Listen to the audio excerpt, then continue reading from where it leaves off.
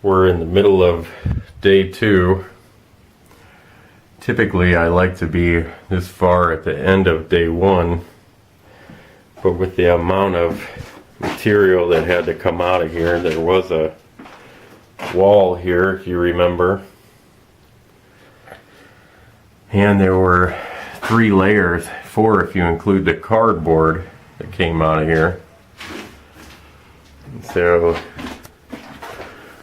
you can't quite see now that the furring strip has covered up. Here we go. A lot of the different layers that had to come off. Now, this wall actually had to be furred out with 2 5/8" treated furring sticks to get out as far as we needed to come flush with this wall.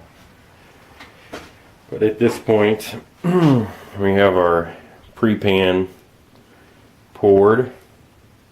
There's a layer of tar paper underneath this layer of sanded concrete. Then there's 2 layers of 5/8 plywood,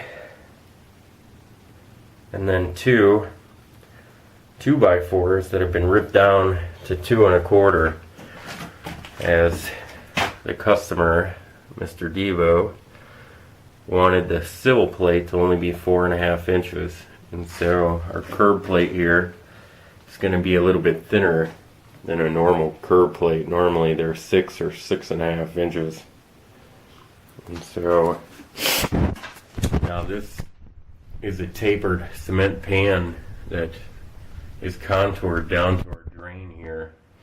This will have a liner that goes on top of it, a PVC liner that gets buttoned up the wall there about 6 or 8 inches, and that guarantees us that we won't have any water leaking down through the floor. And then on top of that will go another cement pan, and then the tile, thin set and tile. I've rerun this plumbing here to come out exactly where our center mark is for our vanity,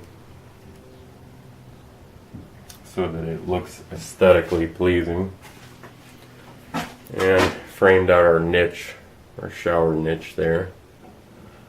And so we'll actually put 2 layers of tar paper on the wall here, and then our cement board, and the PVC liner will get tucked up underneath that tar paper, and so that any moisture that gets behind the wall, which is doubtful because the tile and the cement board are quite a layer in themselves, then that'll get whisked into our pre-pan, which will come down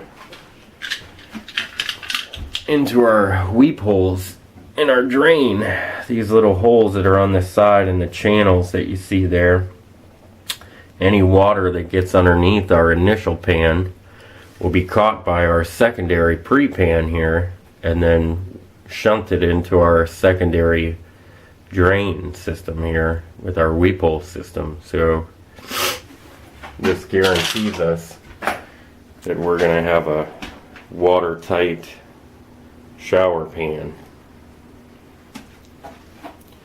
This is the middle of day 2 again,